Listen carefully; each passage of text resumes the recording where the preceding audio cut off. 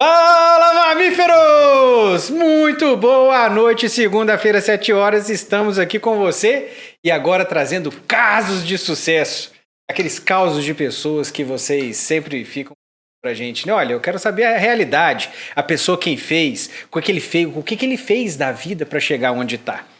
E a pessoa que a gente traz aqui para você hoje saiu de 60 litros, está com 1.700 litros por dia de produção e outra coisa, hein? Crescendo a passos largos e com um mundo de novilha para chegar para produzir cada vez mais leite. Uma fazenda que saiu com 60 litros, hoje está com 1.700, igual eu acabei de dizer, e pasmem, há poucos dias atrás quase atingiu 40 litros de média na sua fazenda. Isso é um negócio que realmente a gente tem que escutar esse caso. E para isso a gente traz aqui o Felipe Carvalho, que é zootecnista formado pela UFLA e é da Fazenda Serrinha, uma fazenda aqui perto de São João del Rei, que realmente está trazendo aí um resultado muito bacana. Tudo bem, Felipe? Tudo bem, Daniel? Boa noite a todo mundo aí. Viemos aqui hoje para poder compartilhar um pouquinho da nossa experiência, né? Ver o que a gente consegue agregar aí e que a gente venha somar cada vez mais para o pessoal que está ouvindo aí o podcast do Mamíferos. Com certeza absoluta. E além disso, aquele nosso representante do Sul, Caio Tulim, tudo beleza? Beleza, Daniel, beleza, Felipe, tudo bem? Prazer estar aqui mais uma vez. Bom dia para o nosso telespectador, né? E vamos lá aproveitar um pouco o conhecimento do nosso colega aí e aprender um pouquinho com ele. Isso aí. Então tá bom, e você que ficar aqui até o final, o Felipe prometeu para mim que no finalzinho do podcast ele vai dar a principal dica que fez com que ele saísse de 60 a 1.700 litros. Mas você tem que ficar aqui até o final para você escutar essa dica, já que você provavelmente está nesse caminho. Beleza? Sim. Felipe, conta pra turma, conta um pouco da história da Fazenda Serrinha, como é que tudo começou, conta um pouco aí pro pessoal começar a entender do que a gente vai falar hoje. Daniel, bom, a Fazenda Serrinha, vamos dizer que ela começou antes, né? Eu, como você bem já falou, né, sou zootecnista formado na UFLA, em Lavras, formei em 2016, mas a Fazenda Serrinha surgiu lá atrás. Eu acho que foi quando eu decidi realmente cursar zootecnia e eu pensei assim, eu queria transformar essa fazenda, que já era da família, né, em algo que fosse um exemplo, né, não de fazenda modelo em si, mas um exemplo de caso de sucesso, que a fazenda funcionasse e desse certo, né. E aí cursei zootecnia e depois de 5 anos cursando zootecnia, me formei, né, em 2016 e rodei aí 9 meses, né, quase um ano aí, dando consultorias em fazendas. E só que aquilo tava, né, já ficando cansativo, ficar viajando pra lá e pra cá, e não era aquilo que me chamava atenção. Sempre teve aquele negócio de chegar em casa no final de semana, no dia que tinha que viajar, eu falava assim, poxa vida, agora eu tenho que pegar a estrada e largar tudo aqui, né? Então, um sonho, né? É um sonho, na verdade é um sonho. E até brinco com alguns colegas da época de faculdade, consultores que vão na fazenda, que eu hoje me considero um profissional realizado, né? Porque eu trabalho no que é meu, trabalho com o que eu quero, com o que eu gosto. Então, voltando ao assunto, em 2017 eu retornei para a fazenda, né? E aí começamos o nosso negócio. Eu, meu pai e minha mãe. Sou filho único, então a gente começou. Mas um negócio bem modesto. Um negócio que a gente estava com 5 vaquinhas dando leite, 60 litros de leite, né? Se a gente fizer a média aí, um pouquinho mais de 10 litros. Né? Um pouquinho mais de 10 litros. E assim, muitos desafios, né? Isso aí a gente não tem como negar. A gente não tinha estrutura na fazenda. Até a nossa casa era casa de funcionário. A gente não tinha uma casa específica pra gente morar, né? Era a nossa casa, a casa de funcionário era a nossa casa. Mas os seus pais, eles moravam na fazenda ou vocês foram os 3 para a fazenda para começar o projeto? Olha, o meu pai e a minha mãe eram comerciantes, né? Em 2014 eles ligaram aqui em Lavras, falou assim, Felipe, a gente tá querendo vender o comércio, meu pai é dono de posto de combustível, a gente tá querendo vender o comércio. E aí, o que você vai decidir? Eu falei assim, já tá decidido. Não vou. Eu não vou mexer com comércio, literalmente.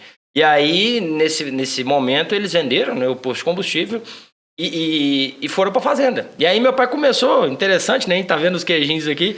Ele começou fazendo queijo. Com essas 5 vacas, ele fazia queijo, certo? Porque não tinha aquele volume de leite para fazer venda ainda e tudo mais. E aí ele foi brincando de fazer queijo lá até eu formar. E aí eu me formei e foi aí que eu voltei. E aí peguei o embalo dos dois, né, vamos dizer assim, que eles estavam tocando já, e junto com aquele gás, né, que a gente Acredito que eu ainda tenho bastante desse gás, né? Mas lá naquele início ele era absurdo, né? Aquilo era quase uma bomba relógio, né? Porque a gente ficava louco para aplicar tudo aquilo que tinha aprendido e a experiência que eu adquiri, né? Nesses 9 meses de estrada, vamos dizer assim. E é pouco, mas é o suficiente para fazer um bom estágio pós-formatura. Então foi ali que a gente começou. Mas assim, são muitos desafios. Igual eu vinha falando, a gente não tinha estrutura, era ordenha balde ao pé, certo? Eram poucos animais, fluxo de caixa era baixo. Então, enfim, como fazer o negócio crescer? Talvez, eu acho que hoje, eu falaria que foi o pulo do gato, né? De como sentar nós três, porque sempre foi conduzido por nós três, como que a gente teria ali a visão de sentar e planejar o crescimento da fazenda, certo? E isso é uma coisa bacana, porque eu percebi desde o início, a gente começou o podcast agora, você só falou de coisa positiva, né?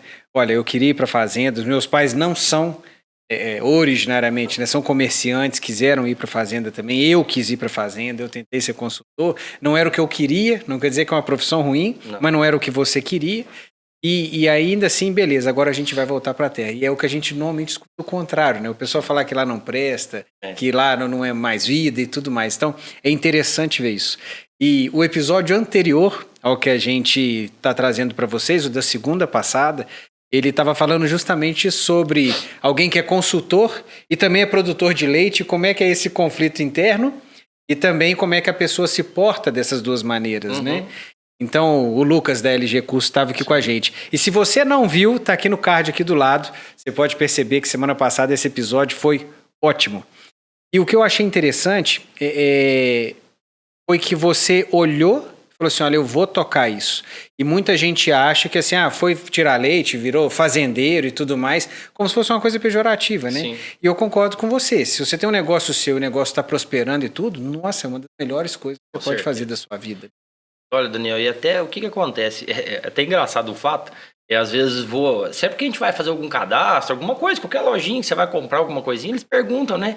Nome, tudo mais, CPF e tal, e aí no final fala assim, profissão. Aí pergunta a profissão e logo vem em mente o quê, né? Sou zootecnista.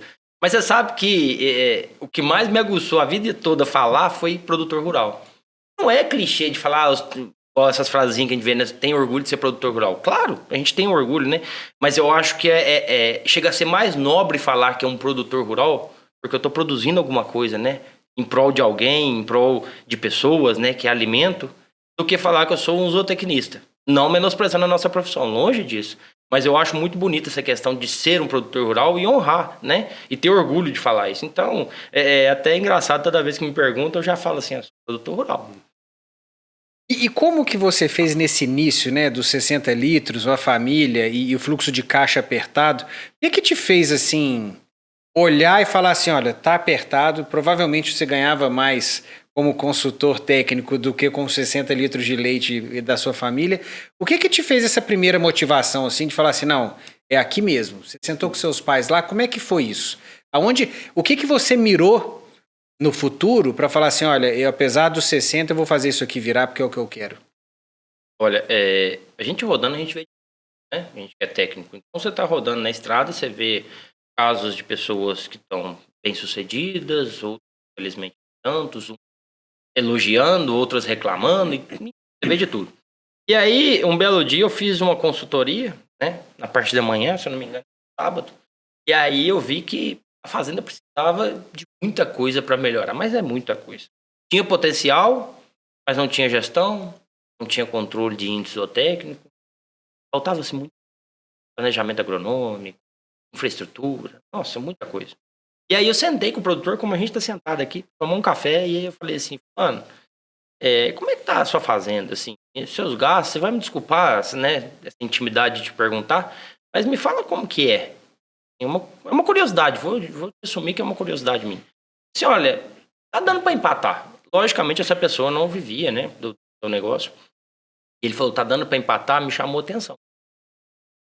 Se esse negócio for tocado de forma, né, não vou dizer a correta, mas uma forma mais certa, mais profissional, né, e talvez mais intensiva, não estou dizendo de confinamento, de nada, estou dizendo mais intensiva no sentido de buscar produtividade mesmo, buscar eficiência dentro da fazenda, o negócio, ele é muito bom, ele é muito bom.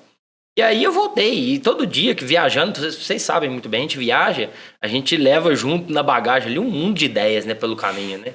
E você vai vendo coisas, e vai imaginando, e vai se colocando no meio daquela história. E aí eu falei assim, olha, quer saber? Eu vou voltar para casa. E aí eu cheguei um dia, no final de semana que eu chegava em casa, falei com os meus pais, falei, olha, eu quero voltar. Só que é o seguinte, eu vou voltar, mas eu tenho salário lá. E aí, como é que a gente vai fazer, né? Vocês me pagam, pelo amor de Deus? Brincadeira à parte, meu pai falou assim, não, eu tenho... Meu pai já estava, bem dizer, se aposentando na época, né? Ele falou assim, não, dá para me viver com o que eu tenho, eu trabalho aqui, te ajudo e tal, mas eu tinha alguns aluguéis dele, né? Coisa dele, ele era comerciante. A gente sempre tentou não vincular o comércio que ele tinha com a fazenda. São negócios distintos, entendeu? Então, ele fez o comércio, fez a vida dele, tá lá, e aí a fazenda tinha que rodar pra cá, certo? Então, aí a gente sentou e ele falou assim, não, dá pra mim poder viver e ir conduzindo até o negócio ganhar um corpo. E assim a gente fez. Aí eu cheguei e falei assim, olha, eu tô saindo da empresa, tudo certo. E aí eu me recordo como se fosse hoje, que era um finalzinho de julho, né? Estamos aí no mês de julho. Era finalzinho de julho. Eu lembro que eu tirei, se eu não me engano, eu não lembro o que foi ao certo, mas eu acho que eu tirei uns 3 ou 4 dias da empresa para ir para fazenda. E eu imaginava assim, vai ser meus últimos 4 dias de sossego na vida, né? Porque daqui para frente o negócio é diferente, é o meu negócio, até a dedicação é maior, isso é lógico. E foi, dia 1º de agosto de 2017 a gente entrou na fazenda e falamos assim, agora vamos fazer o negócio girar. E sentamos e conversamos e aí foi assim. Mas o início, essa questão que você comentou de fluxo de caixa, ela é pesado. A gente sabe. Com certeza tem muita gente que vai nos ouvir e vai se identificar com isso. É muito pesado. Felipe, eu vou falar que nem o Daniel sempre fala. Conta pra mim o seguinte, cara. A gente tem muitos telespectadores, produtores de leite que estão nessa tua realidade desde os 60 litros até o 1.700. Sim. E pensando um pouquinho do que você falou, contou sua história do seu pai, sua mãe, eles pararam com a parte de comércio. Uhum. Eu penso muito nessa questão de assim, quando a gente... Até nós já temos o episódio aqui, por onde começar na pecuária leiteira, sabe? Então, quando você sentou com a sua família e vocês pensaram num plano de negócio a longo prazo, qual que era o objetivo inicial de vocês? Vocês queriam pagar o salário de vocês? Vocês queriam ter uma fonte lucrativa, ganhar dinheiro, ficar rico? O que vocês pensaram inicialmente? Ficar rico a gente quer até hoje, né? A gente ainda não conseguiu não, mas eu acho que a gente tá no caminho certo, vamos ver. Mas a questão, brincadeira à parte, a gente sempre... Nós 3 gostamos muito, tanto eu quanto os meus pais. Meu pai e minha mãe também foram criados no meio rural, né? Pegaram o comércio, mas foram criados. E aí o dia que a gente sentou, eu falei assim, pai, mãe, o negócio é o seguinte, eu acho que a gente precisa fazer disso aqui um negócio, um modelo de empresa mesmo, né? A fazenda, ela é uma empresa, então ela vai ter que nos remunerar, ter dinheiro em caixa, e ela também vai precisar expandir, né?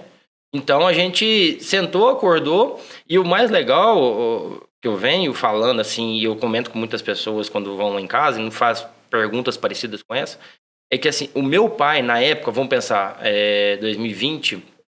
Meu pai estava 24 anos, estava com 66 anos, certo? Lá no início, quando a gente fez os primeiros investimentos na fazenda, 65, 60. Meu pai foi um cara muito cabeça aberta, sabe? Pela idade dele, por ter vivido épocas muito diferentes e, quiçá, até divergentes da nossa hoje, né? Então, ele foi muito cabeça aberta, minha mãe também muito. Sentaram e, tipo assim, eles falaram, olha, se é isso que você quer, saiba, né, da entrega que vai ter que ter, né, a sua vida ela já não vai ser a mesma, você não vai ter muito tempo. Alertaram sobre isso, mas falaram assim, mas a gente tá junto, a gente vai. Então, só tem a mim, né, e eu só a eles, então a gente pegou, abraçou a causa e a gente foi. Só que o que acontece? Como, igual você mesmo comentando, a gente tomar a decisão e falar assim, a gente vai caminhar nesse sentido, a gente vai chegar lá, é planejamento, né? Acontecer nessa exatidão é diferente. Então, assim, muitas coisas aconteceram no meio do caminho, muitas coisas. Uma delas que eu vou citar aqui, a gente fez a primeira lavoura, melhor dizendo, a segunda lavoura que a gente fez. A gente estava para ir para o confinamento, fez a segunda lavoura, eu tinha acabado de comprar o primeiro trator, a primeira máquina de ensilar. Aí que eu fui estreiei à tardinha, assim, numa segunda-feira. Estreiei, comecei, quando foi mais tarde, parei, encostei a máquina, tava olhando alguma coisa, igual criança quando ganha brinquedo novo, né? Olhando a máquina e tal. Quando veio, me levantou uma nuvem, assim, no fundo da lavoura, e veio um vendaval, uma ventania, e tombou nessa lavoura inteirinha. tudo no chão. Na hora de colher, assim, não tinha o que fazer. Igual quando você passa aquele gel no cabelo, sabe? Puxa assim, tava igualzinho, penteadinha no chão. E aí, assim, a gente senta e fala assim, meu Deus, né? Pra onde a gente vai agora, né? E aquilo, assim, pode me fazer a pergunta, tinha dinheiro em caixa? Tinha. Aquilo ali, todo o nosso dinheiro estava investido ali, era comida de um ano. Né? Você pensa, você olhar para uma comida de um ano que há 15 minutos atrás estava em pé, depois de 15 minutos toda deitada. Né? O que fazer, né? Então, assim, são muitas coisas que a gente planeja, sabe? Você me fez essa pergunta de planejamento, a gente planejou muita coisa. Mas te falar que exatamente, que elas ocorreram exatamente conforme planejado, não. Mas uma coisa, eu acho que é além do planejamento, é foco. Sabe? A gente traçou um foco, um objetivo, uma meta. Pessoal, cada um chama de uma forma, mas eu acho que é a gente ter foco, sabe? A gente tinha foco em fazer a fazenda crescer. Qual foi a sua primeira meta? Qual foi o seu primeiro foco? Na hora que você sentou assim com 60 litros, qual foi o primeiro número que você quis alcançar? Sempre era o número dos 1.000 litros, né? Não sei porque esse número vinha na cabeça, né? Mas é um número estético. Justamente, hoje, assim, depois de ter alcançado e tal, a gente fala assim, não, mas não é só questão dos 1.000 litros, né? Eu acho que era muito... não sei, era uma visão que a gente tinha de alcançar os 1.000, talvez pensando em fluxo de caixa, mas não tinha muita noção de que tinha ter mais investimento ainda, né? Mas, assim, uma das metas, além de alcançar a produção, era ter produtividade, entendeu? Porque a gente, tanto meu pai quanto eu, vamos falar de nós, os dois homens da casa, a gente sempre gostamos de animais produtivos, sempre. Então, a gente sempre partiu do princípio assim, vamos ter pouco com qualidade. Vamos fazer volume com pouco, certo? Por quê? Na teoria, é menos comida, é menos trabalho, certo? É menos espaço. Então, a gente tem uma maior eficiência de utilização da nossa ferramenta chamada vaca, da nossa máquina chamada vaca. Então, a gente partiu muito disso, falar assim, vamos fazer gado bom, genética boa, lá desde o início, sabe? A gente chegou na fazenda, tem um outro caos aqui, né? Cheguei na fazenda, falei, pai, tá tudo certo, vou começar. Beleza, comecei. Na semana chegou um rapaz e falou assim, esse touro aí, você não quer trocar ele num botijão de sêmen, não? Eu falei assim, o que esse boi tá fazendo aqui? Leva ele, pelo amor de Deus. E o cara trocou, ele falou, tava com dificuldade de inseminar, entendi o lado dele, a gente trocou na hora e ali... Foi assim, na primeira semana, então eu falei assim, agora... Boi aqui não mais. Nada contra nem a favor, né? Mas não mais. Então a gente começou já a trabalhar muito em cima de genética também desde o início lá, pra gente poder buscar produtividade, né? Esses 40 litros, eles estão aí os meninos que trabalham com a gente, que são consultores lá na fazenda, os nossos parceiros, nosso time, né? Eu gosto de chamar que a gente tem um time, né, de parceiros dentro da fazenda. Eles já tem até no grupo lá o dia que vai marcar o churrasco dos 40 litros. Mas é legal, sabe, quando a gente fala isso, porque a gente vê que a galera tá engajada no negócio. O pessoal tem gosto de sair da casa deles, ir dar consultoria, descer do carro e trabalhar em prol da fazenda, porque tá todo mundo no mesmo sentido, na mesma cabeça, na mesma ideia, né, do nosso negócio. Então, assim, eu acho que tanto a sua pergunta quanto a sua, Daniel, eu acho que ela se resume muito nisso. A gente teve muito foco, né, traçou o nosso plano de ação, que seria ampliar a fazenda, ampliar a produção, ter produtividade, intensificar ainda mais, que antes, em outros anos, quando meu pai mexia, não era tão intensivo, certo? E fazer um negócio com profissionalismo, como você bem colocou. Então, a gente nunca abriu mão de profissionalismo, sempre muito em cima dos números, sabe? A gente se cobra muito, certo? E pra gente poder buscar sempre, não vou falar excelência, né? Mas o mais alto nível aí de produção de leite, né? Então, hoje a gente caminha nesse sentido. E é uma coisa que eu vejo que Minas Gerais está melhorando cada vez mais, mas o seu modelo de fazenda pequena, daqui a pouco a gente traz para o pessoal aqui qual que é a área da fazenda, como é que a coisa está funcionando, mas é muito parecido como as coisas são lá em Santa Catarina, não é isso, Caio? Parecido e até questão racial, como você comentou antes, que você trabalha com gado holandês. Isso. E pequenas áreas... Eu já me vem essa pulguinha atrás da orelha, porque aqui em Minas a grande parte é girolando. E a gente vê que, eu penso pelo menos dessa maneira, o holandês aqui é um desafio muito maior para você lidar, né? Com certeza. Então, áreas pequenas, o gado é extremamente produtivo e você tem que ser muito eficiente, né? Sim. A gente tem que preocupar muito, uma das coisas que fazem preocupar para ter eficiência é produzir bem comida na fazenda. Né? Vamos pensar que o volumoso, que a gente usa por silagem de milho, o que compõe a maior parte da nossa dieta, certo? Então ele tem que ser bem produzido, com quantidade, mas não esquecer da qualidade, né? Que afinal de contas ele também dilui o nutricional dentro da fazenda. Então, a gente preza muito por qualidade. Então, eu acho que, assim, a gente tem que, logicamente, traçar os planos, caminhar conforme a fazenda está pedindo, está solicitando, vamos dizer. Mas tem horas em que a gente, às vezes, precisa, às vezes, dar até, como se diz, um passo um pouquinho maior que a perna para poder buscar esse mais alto nível, né? Fazer comida hoje é um desafio. Porque a gente está num constante crescimento dentro da fazenda, então a todo ano a gente tem que produzir mais.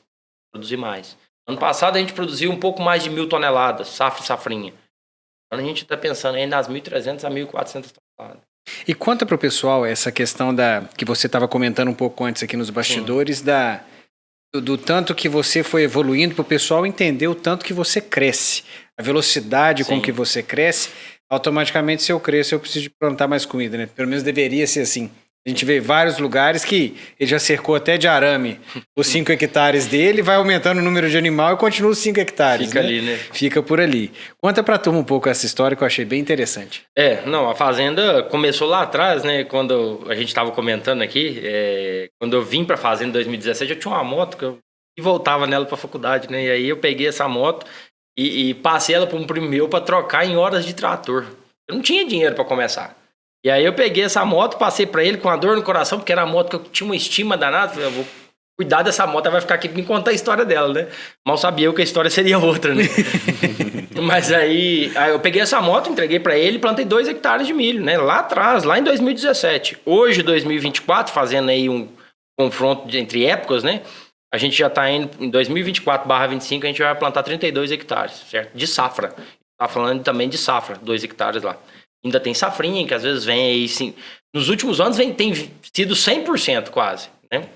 Da área de safra é safrinha também. Esse ano a gente deve reduzir um pouco. Mas a gente veio desse crescimento. 2 hectares lá em 2017/18. Aí depois a gente já pulou para 5 em 18, 19. Vou falar os números aqui se eu não estiver equivocado. 19, 20, a gente já foi para 8 hectares. 20, 21, eu acho que a gente fechou em 11. 21, 22, a gente fechou em 15. 22, 23, a gente já foi para 22 hectares. E agora 23, 24, 25, 22, 23. E aí depois a gente manteve 23, 24. E agora 24, 25 a gente já vai para 32. Isso é safra que eu tô falando, né? E aí de 2023 para trás, todas essas áreas que eu falei receberam safrinha. Então você pode dobrar, porque a gente plantava safrinha, logicamente, né? Com as produtividades diferentes. Então a gente vem fazendo investimentos em comida, como eu tô falando, a todo ano. Todo ano tem um desembolso um pouco maior para poder fazer mais comida e ter um aporte de comida maior para ter mais animais produzindo, né? Ampliar a fazenda. Não, sim, com certeza. E com a questão do planejamento, né? Olhando quantos animais você tem para saber o que você tem que plantar para o ano seguinte. Sim, né? Isso aí é até legal você levantar essa questão, Daniel, porque a gente vê muito no campo colegas, amigos, sofrendo muito com isso, né? Aquilo que você comentou, né? O cara às vezes cerca ali 5 hectares, assim, eu só planto aqui, eu posso ter 5 vacas ou 100 vacas aqui que eu vou plantar, né? E não funciona bem assim, né? A gente sabe que o animal, quanto mais animal você tem, mais comida você tem que fazer. Não dá para colocar 6 pessoas para almoçar no mesmo prato, né? E cada ano esse rebanho vai aumentando, né? A cada ano esse rebanho vai aumentando. Então, hoje a gente faz uma conta dentro da fazenda, né? A gente já faz uma conta. Hoje eu vou falar assim, uma conta não é de português, mas é falando aqui, a gente usa em média aí 18 toneladas vaca ano. Seria o quê? A vaca, a última cria dela e a penúltima, que é a novilha, né? Você pensando no parto aí com 26 meses que a gente tem hoje dentro da fazenda, seria a vaca e mais as 2 crias anteriores, pensando em fêmeas, né? Então a gente faz essa conta hoje para falar assim, olha, a gente tem uma projeção hoje, o nosso veterinário vai na fazenda, ele faz a nossa reprodução, lança todos os animais que estão confirmados de prenhez, e daquela data, por exemplo, assim, hoje, dia 9/7, até 9/7/25, quantos animais a gente está projetado a ter, certo? Em lactação. É em cima delas que a gente planeja a nossa comida, entendeu? Nosso planejamento forrageiro vem em cima de vacas em lactação. Todo em cima de vacas em lactação? Todo em cima de vacas em lactação. Você multiplica por 18 toneladas, levando em consideração que ela tem uma novilha e uma filha, e uma filha e uma neta. Vamos pensar se fosse 2 filhas, né, dela. Sim, 2 filhas dela mesmo, sim. 2 filhas dela. Uma tá prenha e a outra tá bezerrinha, vamos dizer assim, faz de 0 a 1 ano ali. E a outra de 1 a 2 anos. Então a gente faz essa conta em cima. Da onde vem, Felipe, essas 18 toneladas? Sim, desde a época de faculdade a gente já tinha um número, né, que era feito e tudo mais, e esse número foi aprimorado, os nossos consultores trouxeram ainda mais aprimoramento a esse número, e hoje essas 18 toneladas, ela já vem com uma, a gente gosta de chamar de estoque de passagem, né? A gente não chegar ali, ó, tô colhendo a safra desse ano, vamos pensar lá o ano que vem, 25. Fevereiro de 2025, estamos colhendo a safra, nossa, a nossa silagem acabou, vamos ter que dar silagem verde ainda, vamos dizer assim, né? Então, para a gente não sofrer com isso, a gente já faz esse cálculo em cima de toneladas.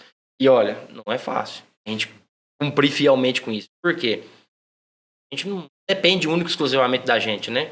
A gente tem a gente vivenciamos aí agora há pouco aí nessa safra um clima totalmente diferente do que a gente tinha costume, né? A gente teve locais aí que safrinha quase que, né? De porte, não falo de produtividade, mas de porte quase igual de safra. Sim. Porque a safra reduziu muito, né? A gente teve esse problema também. Mas esse ano, o 23-24, foi um dos primeiros anos que a gente passou com estoque de silagem maior. Justamente por vir fazendo esse planejamento e vir sempre jogando. Vamos pensar assim, a gente tem X vacas, a gente joga X mais 1 para frente de lavoura, entendeu? A gente nunca faz a lavoura engessada naquele tamanho de vaca, entendeu? Naquele tamanho de rebanho, perdão. A gente sempre joga para frente porque a gente já tem mais, né? A nossa projeção. E aí tudo vem em cima dessa questão de planejamento, que foi o que você vinha me perguntando e a gente vem conversando. Tem que ter o planejamento.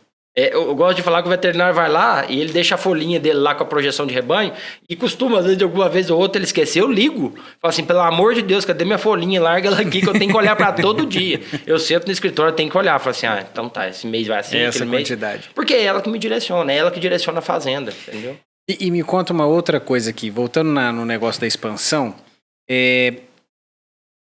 de 0 a 200, de 60 para 200 para chegar a 500, 1.000, 1.500, 1.700. Qual dessas fases você viu que foi mais difícil? Teve algum momento assim que você viu que deu uma rompida no negócio e você começa a ficar um pouco mais tranquilo? Ou você ainda está na fase ainda de que a coisa não rompeu, no sentido de que, olha, agora com essa estrutura aqui eu começo a gerar um pouco mais de caixa, algo desse tipo? O que você me conta dessa jornada? Olha, a jornada acho que é física, né? Tudo que tá em inércia, pra você tirar ele da inércia e colocar em movimento, você exige mais força, né? E aí eu acho que o início ele é o mais difícil. É o mais difícil, com toda certeza. Porque depois que o negócio tá girando, eu tava conversando isso com um amigo esses dias. A fazenda, por si só, se ela for bem conduzida, os números e tal, ela por si só ela cresce. Ela chega num patamar em que você não segura mais. É como se pensasse assim, pelo lado positivo, é um caminho sem volta. Ela começa a ir sozinha já. Logicamente, né? Você vai direcionando, você vai acertando e ajustando, fazendo ajuste fino mesmo dentro da fazenda para continuar mantendo ela naquela pegada. Mas o início ele é mais difícil, justamente pelo que você falou, fluxo de caixa, né? Então, hoje, quando você trabalha com 1.700 litros, em comparação quando eu trabalhava com 60 litros, poxa vida, o caixa é absurdo. Ele é absurdo. E aí tem muita coisa, uma coisa que às vezes eu comento também. Você pega lá, a gente com 380 litros, mais ou menos, a gente começou alguns investimentos e fez também a aquisição de um trator. Certo? É o mesmo trator que está lá até hoje, fazendo o trato das vacas. A gente tem mais e tal, mas assim, foi o primeiro. Esse trator com 380, ele atendeu até os 1.000 litros. Só ele sozinho. Passou um pouco mais de 1.000. Então assim, quanto me custava esse trator com 380 e quanto me custou esse trator com 1.000 litros? Olha a diluição do custo desse trator dentro da fazenda. Assim como outras coisas. Estou pegando o trator como um fato isolado. Mas tantas outras coisas também sofrem essa diluição, né? Pensando em custos, eu não sei se a gente poderia chamar ele de fixos, né? Mas vocês, acho que tem muito mais know-how do que eu para falar de números e de gestão financeira.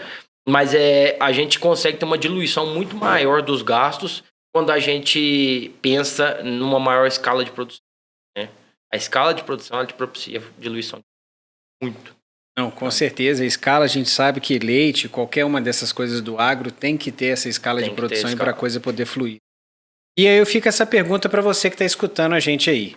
Comenta aqui embaixo, aqui nos comentários, com quantos litros de leite você está hoje e com quantos litros você quer chegar?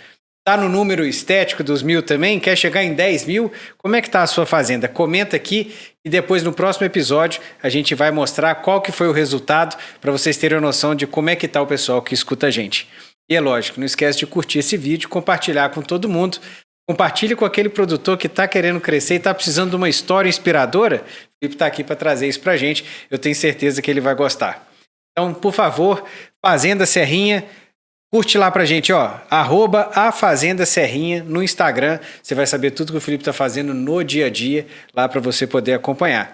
Além disso, Cedo Leite, JPA Agro e também a Serpro, não é isso, Caio? Isso aí, né? Lembrar, né, sempre da nossa certificadora.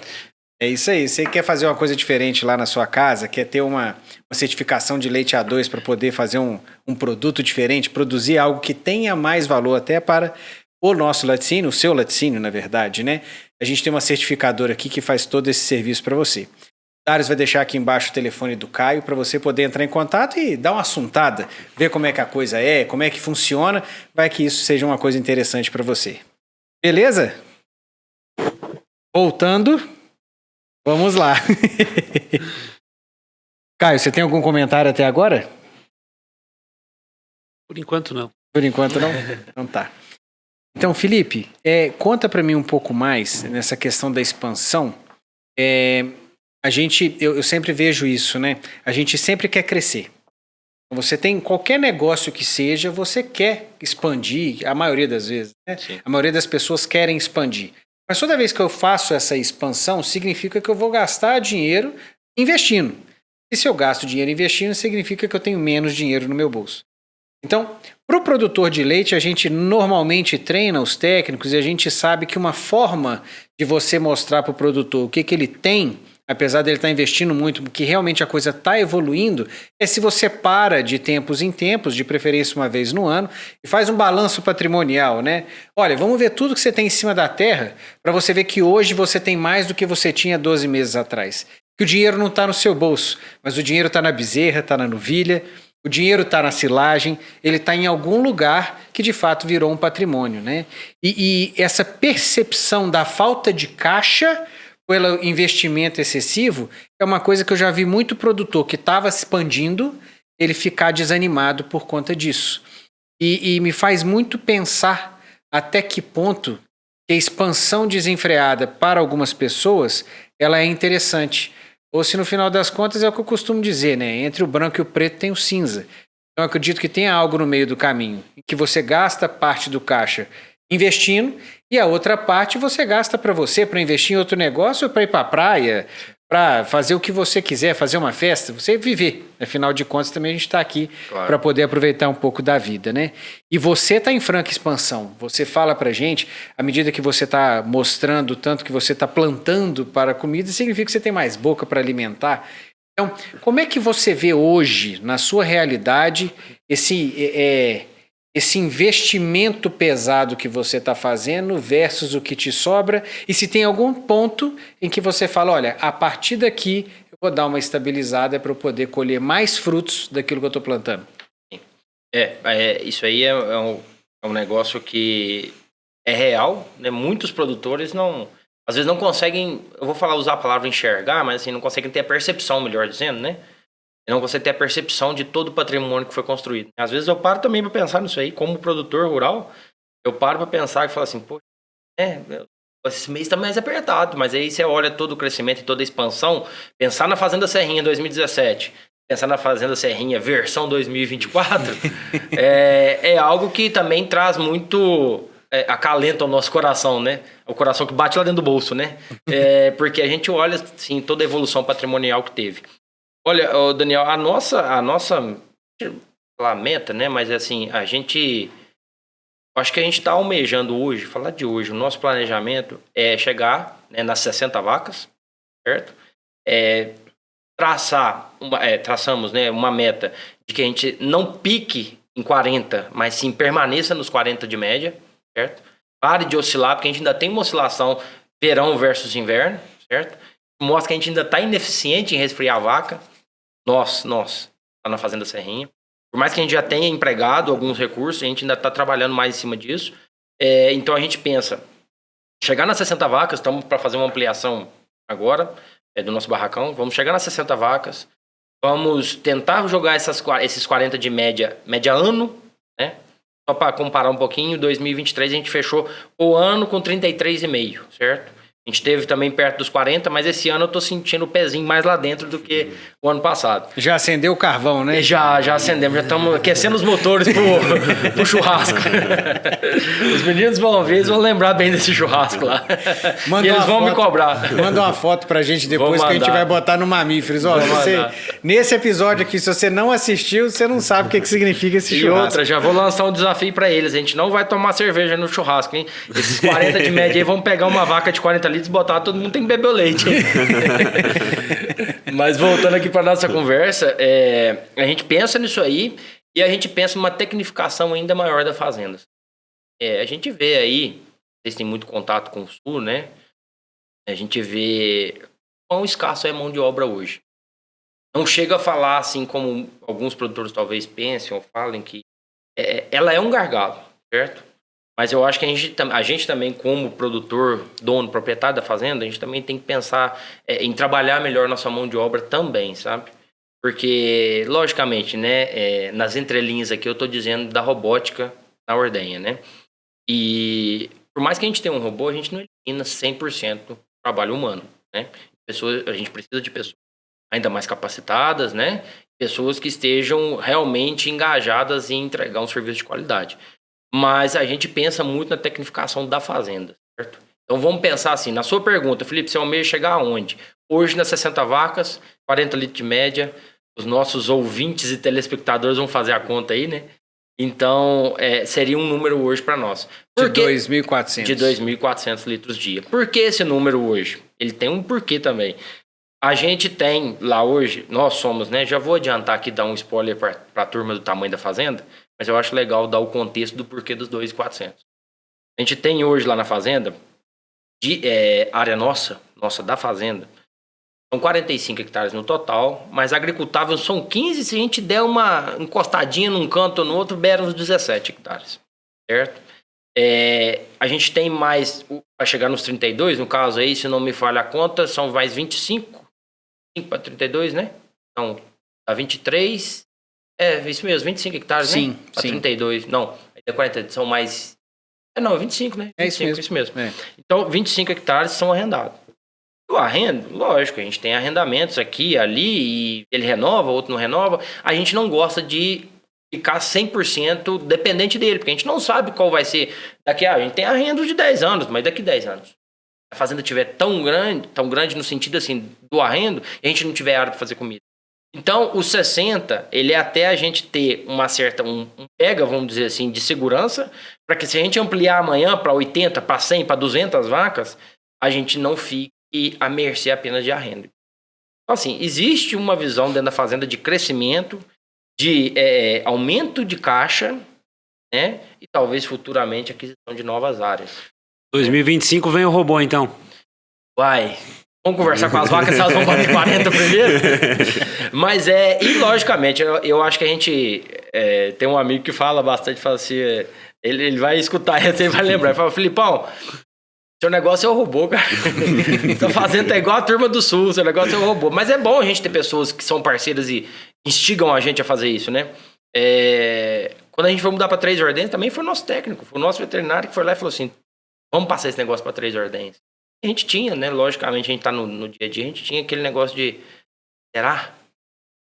E sabe que o negócio traz resultado, a gente também pensa no trabalho que dá, né? O a mais, a mudança da rotina da fazenda, do manejo de funcionários, do quadro de funcionários e tudo mais. Mas é legal porque isso mostra o quão importante é ter bons técnicos ao nosso lado, né? Então, eu falo e eu sou puxa-saco dos meninos mesmo, assumido. A nossa fazenda, ela cresce 50% por nossa culpa, minha, dos meus pais, dos nossos funcionários, e 50% pelo time que trabalha junto em parceria com nós, né?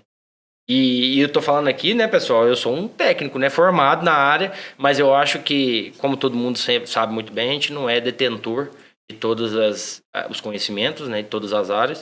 A gente precisa ter humildade de entender isso e colocar boas pessoas. Eu uso falar que a faculdade nos traz um filtro. É filtrar boas pessoas para estar do seu lado, né? E então a gente tem esse time hoje, vamos dizer, time Fazenda Serrinha, tudo camisa 10, né? Então a gente é um negócio que dá certo dentro da fazenda hoje, que ajuda a gente a crescer. Então é isso, as metas da fazenda são essas, a médio, curto prazo, vamos dizer assim. O Marcílio falou que uma das principais coisas que ele percebeu de benefício quando ele cresceu foi que ele teve acesso a pessoas capacitadas, pessoas diferenciadas, realmente fazem a diferença na fazenda, né? E no episódio anterior, a gente estava comentando sobre isso, que ninguém nunca vai saber mais do que você mesmo da sua fazenda. Mas como você está focado na sua fazenda, vai te faltar sempre o que está acontecendo nas outras fazendas. E alguém que está rodando essas fazendas tem que trazer para você. Não tem como a gente saber isso tudo. Eu mesmo, por exemplo, saí um pouco da área técnica agora de campo e eu estou ficando mais no escritório, eu estou tentando trabalhar em outras frentes aqui dentro do escritório da Companhia do Leite. Eu já eu percebo que às vezes eu estou um pouco desatualizado de alguma coisa, já tem coisa nova acontecendo, que eu já não estou por dentro, então tem que vir uma pessoa de fora. O podcast me ajuda muito com isso, para trazer essas atualizações, mas de fato isso acontece, né? E chega a ser até uma besteira, chega a ser ignorante você achar que assim, não vou trazer alguém não, porque eu sou veterinário, sou zootecnista e não preciso de ninguém aqui não, porque eu formei nisso. É uma coisa bem, bem besta assim, de se pensar. E a gente vê ainda muita, falo como técnico, né? E aí esses 9 meses lá atrás, em 2017, vê muita resistência, né? Por parte de alguns produtores de receber a consultoria dentro da fazenda. A boa consultoria, ela tem que ser muito bem-vinda. O produtor, e é bom porque às vezes a gente, como técnico, a gente dá uma acomodada, a gente cai no automático, entendeu? Isso é humano, isso não é, isso é específico de quem não é técnico para quem é técnico. Não, isso é humano, a gente cai no automático. E aí precisa ir lá, o técnico que é do time vai lá e dá aquele cutucão, aquele puxão de orelha, ou põe fogo em alguma coisa para você falar assim, opa, não, tem que ir mesmo, então vamos para cima desse negócio, para fazer o negócio girar e sempre girar crescendo, né? E é legal também que a gente fez uma analogia há pouco tempo, eu e meus pais, de 2017 para cá, graças a Deus, a gente nunca diminuiu, a gente sempre aumentou. Ano após ano, se a gente for pegar os nossos relatórios de leite, a gente nunca teve uma produção de um ano X menor do que do ano anterior. Até hoje, nesses 7 anos que vão completar agora. Então, eu acho que isso é muito do pessoal, tá sempre instigando, tá sempre trabalhando com a gente, em cima da gente, para poder falar e trazer coisa nova, né? Falando assim, olha, a gente precisa melhorar isso, a gente precisa mudar aquilo, entendeu? Então, é muito importante, sim, a gente ter esse corpo técnico bem alinhado com a fazenda, né? Não, você trocar ideia com as pessoas, né? Se de contratar alguém, não, pega uma pessoa referência, pega um Felipe que tem próximo da sua casa e fala assim, como é que você faz isso aqui? Troca ideia.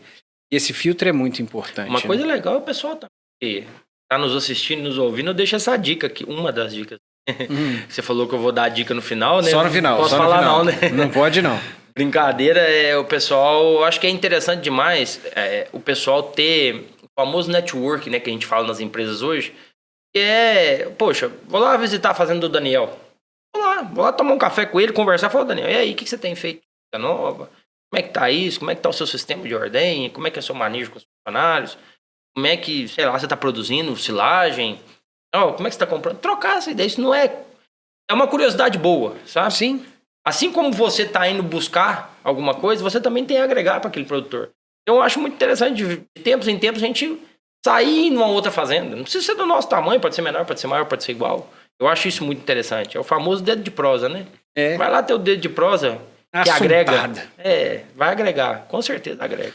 E na pecuária leiteira se aprende errando, né? Então, se a gente pode aprender com o erro dos outros, a gente economiza muita coisa, hein? Tempo. Economiza tempo. Porque, dinheiro, dinheiro até, como se diz, né? É algo que a gente já pensa muito, mas o tempo, ele é muito escasso. A gente vai... o nosso negócio vai criando corpo e a gente vai vendo que a cada dia mais, se o nosso dia virasse de 24 para 48, seria uma maravilha, né? Pena que a gente não consegue, mas não dá conta também. Mas o tempo é muito escasso, então tem que ser o mais assertivo possível para evitar perder tempo, literalmente. Felipe, você comentou aqui que são 40 e quantas vacas? 43. 43 vacas em lactação. Quantos animais ao todo tem a fazenda? A gente tá com 110 animais. 110 animais. Esse aqui é um caso interessante, porque um técnico olha à primeira vista, faz a conta, a gente vê um rebanho tecnicamente desestruturado. Sim. que tem muita pouca vaca produzindo para muita boca comendo sem produzir. Concordo em gênero e número. Com certeza. Acontece que, quando o desavisado vai procurar saber, a gente vê que a gente tem uma fazenda em expansão.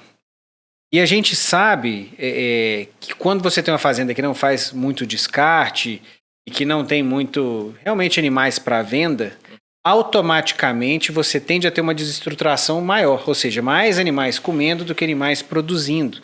E isso é o que a gente chama de recria inchada. É muito comum a gente ver nas fazendas os produtores com recria inchada naquela perspectiva de que vai segurar todas as bezerras e novilhas, porque daqui a 1 ano, daqui a 2 anos, daqui a 3 anos, ele vai produzir muito mais leite, por isso que ele retém.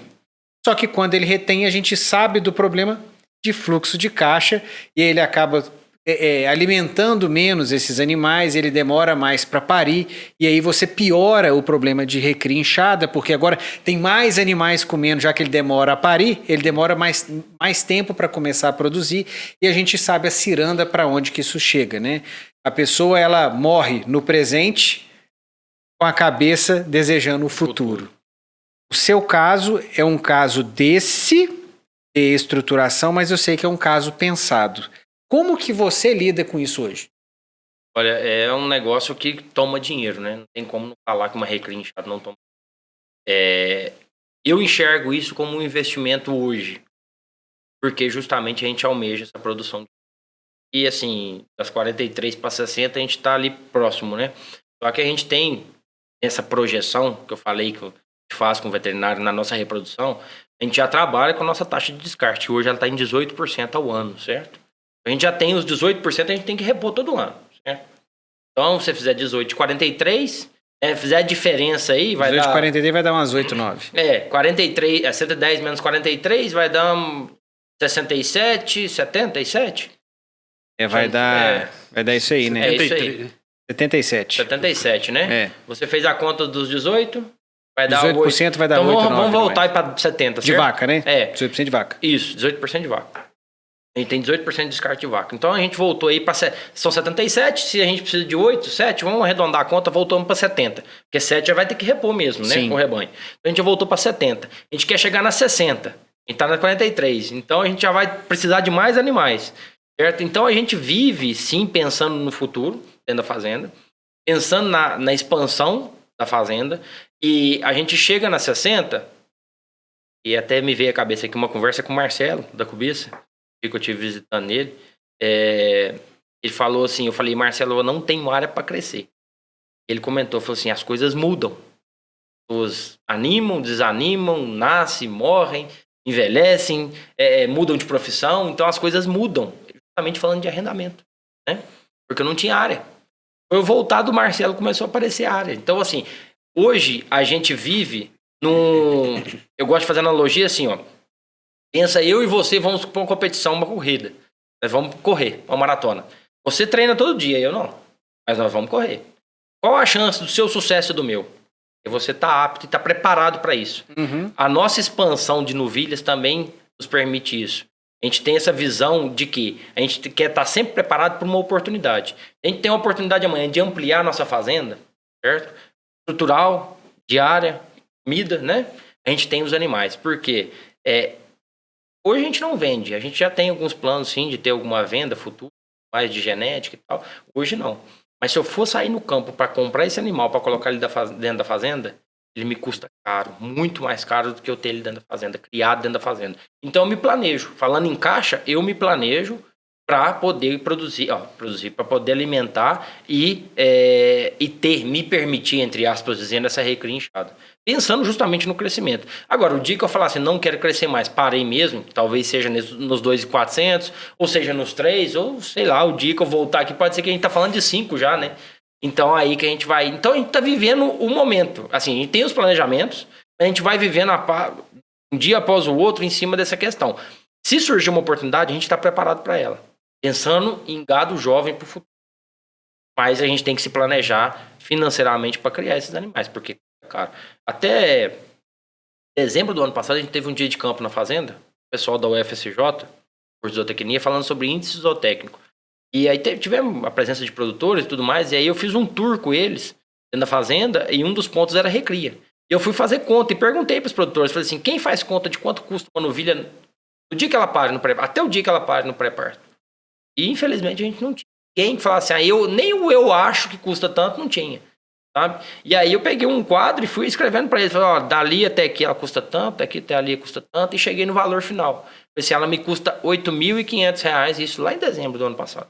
R$ 8.500 no dia que ela pare. Falei, pariu hoje. Então hoje encerra o custo dela como novilha e inicia ela como vaca.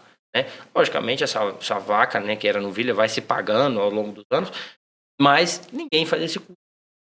Certo? E aí eu levantei um número lá e falei assim, pessoal, quanto vocês acham que a gente tem investido na recria? E assim, aí um chuta um número, chuta outro, eu falei assim, hoje, se você pegar 2 anos, que é o que as nossas novilhas ficam, né? A gente tinha mais de R$300 mil investido em recria. Isso eu tô falando 100% dela, tá? Na parte de reposição. Valor de 100%. Então você pensa assim, é muito. Tá colocado, né? Aquilo ali não me retornou.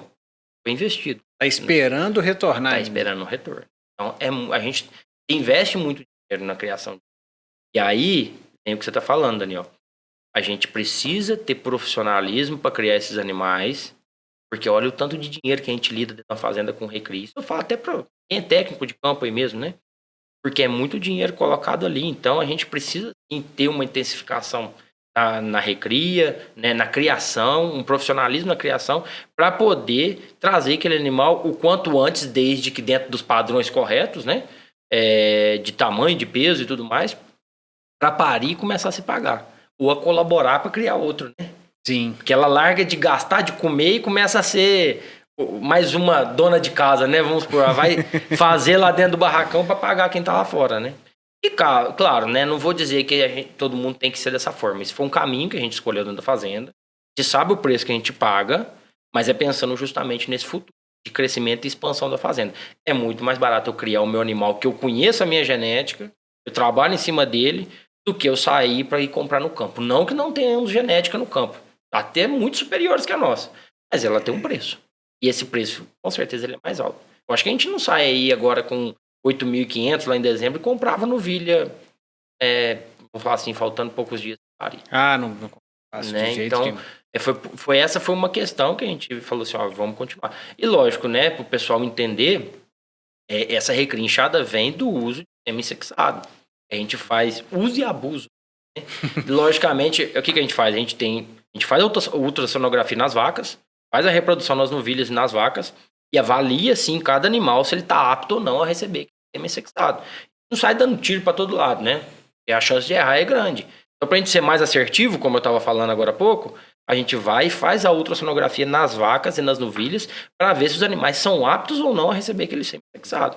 Para tentar errar o mínimo. E mesmo assim, erramos. Né? Há pouco tempo agora mesmo, fazendo dessa técnica, né? Usando dessa técnica, nós tivemos, se eu não estou equivocado, o gasto com vacas, tá? De 1,5 doses de sêmen para emprenhar uma vaca. A prenhez confirmada. Um número recorde para nós. É um resultado ótimo. Entendeu? Então, eu acho que a gente precisa trabalhar. Então, por isso que a nossa recria ela vai crescendo. Então, a gente usa o sexado, fica muito em cima. O nosso veterinário fica muito em cima para poder tentar deixar a reprodução mais ajustadinha possível. E não conseguiu expandir, porque não morreu ninguém, as coisas não mudaram tão rápido quanto você nem precisava. Sim. Tem uma baita de uma novilha que pode gerar renda aí rápido, né? Pra você. Isso, é isso aí. Então você tem uma válvula de escape, que às vezes a gente não sabe a liquidez, que vai depender um pouco do preço mercado, do leite, né? Também. Mas você tem um animal ali que pode virar dinheiro rápido. Sim, com certeza. Caio, você não vai acreditar, mas eu vou te pedir as palavras finais, você acredita? Eita, você acha? O tempo nem passa, nem voa, mas né? Não é? Bom, primeiro te agradecer, Felipe, tua presença aqui com certeza agregou muita experiência a tua como técnico, zootecnista. Nós como veterinários a gente aprende muito com histórias de sucesso como a sua. Com certeza você vai voltar aqui outras vezes pra gente conversar mais. E o dia que a gente puder, a gente vai fazer uma visitinha pra você lá na sua fazenda e conhecer de perto. Opa, bora lá. Ou vamos comer um churrasco, hein? Ou vamos comer um churrasco. Com certeza. Mas beleza, então. Felipe, obrigado por ter vindo aqui, Imagina. fez isso com a gente. Eu achei muito bacana escutar essa história, como é que você enfrenta os desafios, como é que é todo esse trabalho de fluxo de caixa. A gente não teve tempo de falar isso, mas você comentou também que também trabalha com o capital do banco e tudo, Sim. de forma controlada, mas de uma forma a expandir, sem se apertar. Então, assim, realmente, com um pouco de planejamento, a gente vê que a gente pode chegar de forma saudável numa expansão muito rápida, né? Então, Com parabéns. Realmente 40 litros de milho. Sabe que você está quase chegando lá, mas realmente é um resultado muito bom. E com certeza, assim, não é com gente amadora que a gente consegue resultados igual esse. Então, muito obrigado pela sua vinda. E se você tiver palavras finais, esse é o momento. Esse é o momento da dica? Esse é o momento da dica. Qual dica que você tem pra turma aí? Vamos lá. Ué, a gente não tá falando agora de emprenhar a vaca, então o pessoal tem que emprenhar a vaca. Vamos emprenhar as vacas tudo da fazenda, hein? Lembrando aí, os veterinários, eles esperam só o pé e aperta a turma aí pra inseminar a vaca. Mas brincadeira à parte, não deixa de ser brincadeira, né? Tem um fundo de verdade, né? Vaca só dá leite se emprenhar, né? É. Assim, hoje em dia a gente sabe que tem outras ajeitadeiras aí, Já mas no é. final das contas chegamos na mesma, com Tinha um hormônio professor ou que não. falava assim, o que a vaca precisa pra dar leite? Aí todo mundo falava tudo, pare. Pare, é Ela uma tem coisa que parar. bem simples. Não Né? tem como. Mas, brincadeira à parte, eu acho que assim, a gente vive um mundo novo da pecuária leiteira, né? Tem muitos jovens, assim, eu me considero jovem ainda com meus 32 anos, mas eu acho que a gente tem muita gente nova e boa, né? Vindo aí na sucessão ou tomando as rédeas do próprio negócio. Então, eu acho que uma das coisas que eu teria para falar pro pessoal é ter foco. Momentos ruins existem, a gente acabou de passar por um, né? Estamos ainda com os resquícios dele, né? Mas almejamos dias melhores. Então, é ter foco, é ter persistência e, acima de tudo, profissionalismo. Não dá. Leite não permite pessoas amadoras mais. Sinto muito, às vezes eu estou ofendendo alguém ao falar isso, mas é a realidade. Não dá para ser amador mais. Tem que ser profissional para poder, sim, falar eu tenho uma empresa que me remunera e ela roda sozinha, né? Vamos ficar buscando dinheiro em outro negócio para tampar o famoso buraco que deu em, né? E falar pro pessoal, mexe com dinheiro de terceiro também, tá? A gente não comentou, a gente falou nos bastidores, mas acabou que a gente não comentou. Mas é algo que eu acho que todo mundo tem que estudar. Não tô falando que tem que mexer, mas estudem as possibilidades, porque ajuda a alavancar fazendas. Já sabe de casos parecidos, deram certo também. Mas é isso. Beleza, então. E gostaria, logicamente, de agradecer pelo convite, né? E para falar que para mim é uma honra, né? Eu que sou um ouvinte do Mamíferos, hoje vim aqui falar um pouquinho da minha experiência de fazenda, né? E então, assim, muito obrigado pela oportunidade. Sempre que precisarem da gente está disponível lá na fazenda. E espero a visita no dia do churrasco ou da ordenha da noite. Com certeza. Se você tem uma história bacana também, manda uma mensagem pra gente aqui. Pode ser aqui nos comentários, pode ser lá no Mamíferos Podcast, no direct. Manda uma mensagem pra gente que, quem sabe, pode ser você aqui com a gente também. Felipe, a gente sempre tem o brinde final.